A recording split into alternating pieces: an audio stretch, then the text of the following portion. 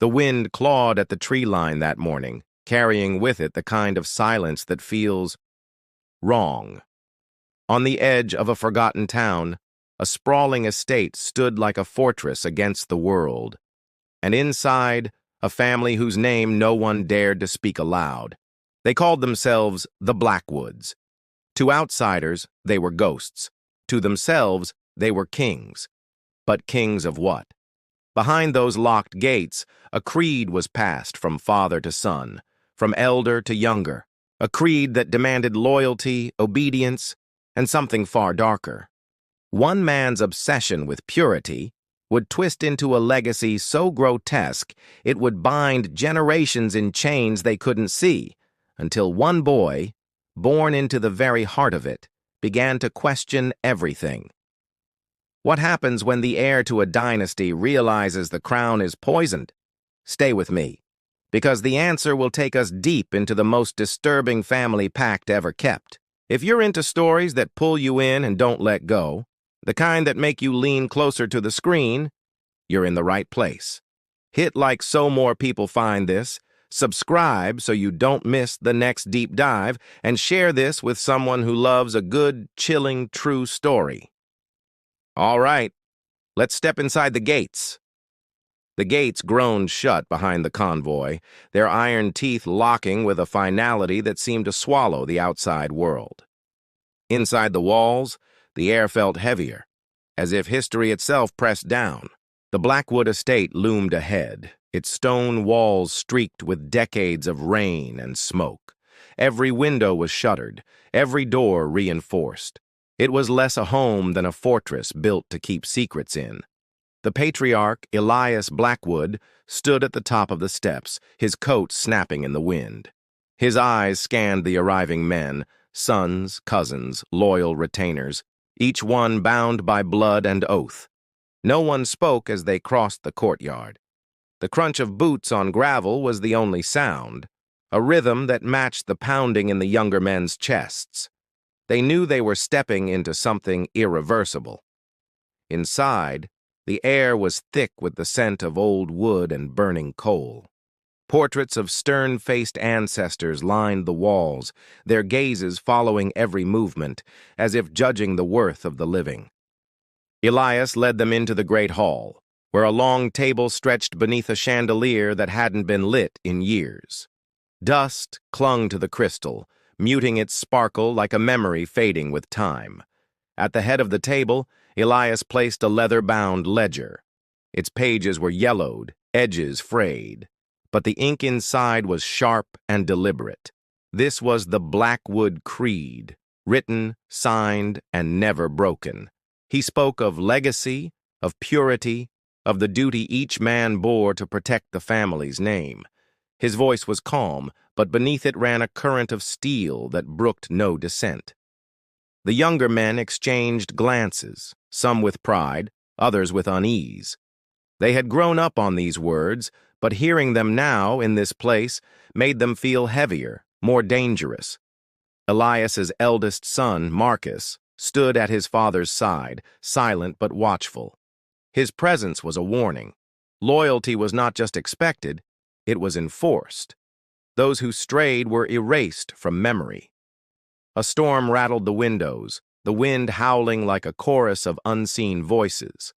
Elias paused, letting the sound fill the room as if nature itself was bearing witness to the moment. He spoke of the outside world as a place of decay, where bloodlines were diluted and honor was sold cheaply. Here, within these walls, they would remain untainted, unbroken, eternal. The words settled over them like a shroud. Some felt pride swell in their chests, others felt the first stirrings of doubt. But no one dared speak against the patriarch. Not here, not now. When the meeting ended, the men dispersed in silence. The younger ones lingered in the corridors, their whispers swallowed by the thick stone walls. Questions formed, but answers were dangerous things to seek. Marcus found his youngest brother, Aaron, staring at one of the portraits. The boy's eyes were fixed on a face that looked eerily like his own, though the man in the painting had died decades ago. "That's Jonathan," Marcus said quietly. He followed the creed until the end. His tone carried both reverence and warning, as if the story behind the name was one Aaron wasn't ready to hear. Outside, the storm broke, rain hammering the slate roof. Inside, the Blackwoods settled into their routines, each man carrying the weight of the creed like a chain, some with pride, others with dread. And somewhere deep in the estate, behind a locked door no one dared open, lay the first true secret of the Blackwood legacy, the one that would make Aaron question everything he'd been told. The rain had not stopped since dawn, turning the courtyard into a mirror of rippling gray. Elias stood beneath the archway, his coat soaked, watching the younger men gather for what would be their binding. Inside the great hall, the fire roared high, casting long shadows that danced across the stone walls. The air was thick with the scent of smoke and something older, the weight of generations. Marcus moved among the men, his presence both reassuring and intimidating. He spoke little, but his eyes lingered on each face, as though measuring their resolve before the words of the creed were spoken again. Elias opened the ledger, its leather cover creaking like an old bone. The inked lines inside were more than rules. They were chains, forged in loyalty, sharpened by fear, and polished by time. He began to speak of blood, not as a metaphor, but as a living inheritance. "It is what binds us," he said, "and what will destroy us if we let it thin." The younger men shifted uneasily. Some nodded with conviction, others swallowed hard, feeling the invisible noose tighten. Outside, the rain hammered the windows like impatient fists demanding to be let in. Aaron stood near the back, his hands clasped behind him. He had heard these words before, but never with such gravity. Each syllable seemed to carve itself into the marrow of his bones. Elias's voice rose, speaking of outsiders as a sickness, a slow rot that would hollow the family from within. Here, within these walls, they would remain pure, unbroken, untouchable. Marcus stepped forward, placing a hand on Aaron's shoulder. The gesture was firm, almost possessive. "You understand," he murmured, though it sounded less like a question and more like a command. The fire popped, sending sparks into the air. Elias closed the ledger with a heavy thud, the sound echoing through the hall like the toll of a distant bell. One by one, the men approached the table, pressing their thumb into a shallow dish of ink, then marking their print beside their name. The ritual was simple, but its meaning was absolute. When Aaron's turn came, his hand trembled. Marcus's grip tightened on his shoulder, steadying him. The ink was cold, the page rough beneath his skin. His mark joined the others, sealing his place. Elias nodded, satisfied. "From this day," he said, "you are bound to the creed. Your blood is ours, your loyalty unquestioned.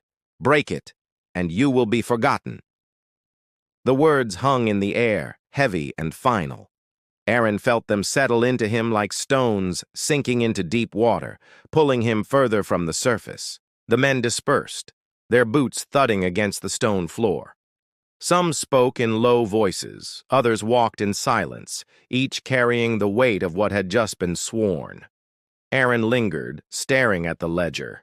The ink on his thumb had begun to dry, leaving a faint stain that would not wash away easily. He wondered if it ever truly would. Marcus joined him, his expression unreadable. "It's not just a promise," he said quietly. "It's a life. And now, it's yours." His words were both a warning and a welcome. Somewhere deep in the estate, a door creaked open, and the sound carried through the empty corridors. Aaron turned toward it, unaware that the path ahead would test every oath he had just made. The barn stood at the far edge of the estate, its weathered boards darkened by decades of storms. To the unknowing eye, it was just a storage place. To the Blackwoods, it was sacred ground. Aaron followed Marcus through the wet grass, the night air heavy with the scent of earth and rain. The barn's silhouette loomed larger with each step, its doors shut tight against the wind. Inside, the air was warmer, thick with the smell of hay and oil. Lanterns hung from beams, their light casting long, trembling shadows across the walls. Every man present stood in a silent half-circle. Elias was already there, his hands resting on a wooden chest. His gaze swept over the gathered men, pausing on each face as though weighing their worth before the ritual began. The chest creaked open, revealing a bundle wrapped in dark cloth.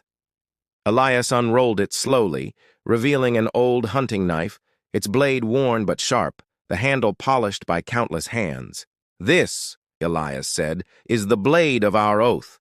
Every man who stands here has felt its weight. Tonight, one more will join us." His voice was low, but it carried to every corner. Aaron's pulse quickened. He had heard whispers of this night, but no one had ever told him what it truly meant. Marcus's hand on his shoulder was steady, but unyielding. Elias spoke of the pact, a promise sealed not in ink, but in blood. It was a bond that could not be broken without consequence, a tie that reached beyond life itself. One by one, the men stepped forward, gripping the knife, pressing its edge lightly against their palm. A shallow cut, a bead of blood, a silent nod. The ritual was precise, unchanging. When Aaron's turn came, the barn seemed to grow quieter. He took the knife, its weight heavier than he expected. The steel was cold, the handle warm from the hands before his. He pressed the blade to his skin, feeling the sting as it broke the surface. A drop of blood welled up, dark and vivid in the lantern light. He let it fall to the floor. Elias stepped forward, placing his hand over Aaron's. "Now you are bound," he said. "Your blood is ours, and ours is yours. You will protect it, even if it costs you everything." The men murmured their approval, a low rumble that seemed to vibrate through the wooden beams. Aaron felt the weight of their eyes, the unspoken expectation that he would never falter. Marcus leaned close, his voice barely above a whisper. "This is the moment you stop being a boy. From here on, you carry the creed in your veins." The lantern light flickered, shadows shifting like restless spirits. Outside, the wind rattled the barn's walls, but inside the air was still, as if the world beyond no longer existed. Elias closed the chest, locking it with a key he wore around his neck. "The pact is sealed," he said. "And remember, the creed is not just law, it is life." As they left the barn, Aaron glanced back at the closed doors. The night seemed darker now, the path ahead less certain. Somewhere deep inside, a question began to take root. It was a question he dared not speak aloud, not yet. But it would grow, and when it did, it would threaten to unravel everything the Blackwoods had built. The winter sun barely touched the estate that morning, its pale light spilling weakly through the frost-covered windows. Inside, the air was still, as if the walls themselves were holding their breath. Aaron sat in the study, the ledger open before him. The inked names stared back like silent witnesses, each one a reminder of the men who had carried this burden before him. Elias entered without knocking, his boots clicking against the wooden floor. He moved with the deliberate pace of a man who knew every step carried weight, every word shaping the future of his bloodline. "You are the heir now," Elias said, his voice low but unyielding. "Not by choice, but by necessity. The creed is yours to uphold, and the weight will not grow lighter." Aaron's fingers traced the edge of the page. The words felt heavier than the paper, as though they were carved into him rather than written in ink. He didn't answer immediately. Marcus appeared in the doorway, leaning against the frame. His eyes were sharp, studying Aaron with a mix of pride and warning. "He's ready," Marcus said, though his tone carried a shadow of doubt. Elias gestured toward the window, where the estate's grounds stretched into the distance. Every stone, every tree, Every man here answers to you now, but they will test you. They will measure your worth. Aaron followed his gaze. The land looked endless, but it felt like a cage. The walls were invisible, yet he could feel them pressing in, built from expectation and tradition. The day's duties began before the frost had melted. Aaron walked the grounds with Marcus, meeting the men who worked the estate. Their nods were respectful, but their eyes searched for weakness. In the stables, an older man named Rowan approached, his hands rough from years of labor. "Your father led with certainty," Rowan said. "Certainty is what keeps this place standing. Never let them see you hesitate." Aaron nodded, though the words felt like another stone added to the weight he carried. Certainty was easy to demand, harder to summon when the truth was tangled in shadows. By midday, Elias called him to the war room, a chamber lined with maps, ledgers, and relics of the family's past. Here, decisions were made that shaped the Blackwood name for generations. Elias spoke of alliances, of debts owed and debts collected. "A leader must know when to extend a hand and when to close a fist," he said. "Hesitation is the enemy of power." Aaron listened, absorbing each lesson, though part of him wondered if power was worth the cost. The creed demanded loyalty, but it also demanded silence, even when the truth clawed at you. That night, Marcus found him in the library, staring at the fire. "You're thinking too much," Marcus said. "The creed isn't about thinking. It's about doing. You act, you endure, you survive." Aaron didn't answer. The flames crackled, casting shifting shadows across the shelves. He thought of the pact in the barn, the sting of the blade, the drop of blood that had sealed his fate. Outside, the wind rose, rattling the windows. Somewhere in the darkness, a branch snapped, the sound sharp and sudden. Aaron wondered if it was a warning or a promise of what was coming. And in that moment, he understood. Being the heir wasn't about inheriting land or title. It was about carrying a weight so heavy it could crush you unless you learned to make it your own. The first signs were subtle. A glance held too long, a conversation that stopped when Aaron entered the room. The estate felt the same, but the air carried a faint electric tension. In the courtyard, two cousins argued in hushed tones, their voices sharp despite the effort to keep them low. Aaron caught fragments, words like change and risk, before they noticed him and fell silent. Marcus dismissed it as nothing, but Aaron saw the way his brother's jaw tightened. The Blackwoods had always been united, their creed unshaken. Now, hairline fractures were beginning to show in the stone. Elias seemed unaware, or perhaps unwilling to acknowledge it. He carried on with his duties, speaking of the family's strength, the unbroken chain. But Aaron noticed the way some men avoided his gaze. One evening, in the dim light of the library, Rowan approached Aaron. "Not all chains hold forever," he said quietly. "Some rust from within before anyone sees the cracks." Aaron asked what he meant, but Rowan only shook his head and walked away. The words lingered, heavy and unfinished, like a warning left without explanation. The next day, Aaron found a folded note slipped beneath his door. It contained only a single sentence. "The creed protects us, but it also cages us. No name, no signature." He burned the note in the fireplace, but the message had already taken root. For the first time, Aaron wondered if loyalty and freedom could ever exist in the same breath. At dinner, the tension was palpable. Conversations were clipped, laughter forced. Elias spoke of tradition, but his words felt like they were aimed at holding something together rather than celebrating it. Marcus caught Aaron's eye across the table, his expression unreadable. It was as if he was silently asking which side Aaron would choose, though no one had yet admitted there were sides. That night, Aaron walked the halls alone. The portraits of ancestors seemed to watch him more closely than before, their painted eyes heavy with judgment or perhaps with pity. In the stables, he found two younger men speaking in urgent whispers.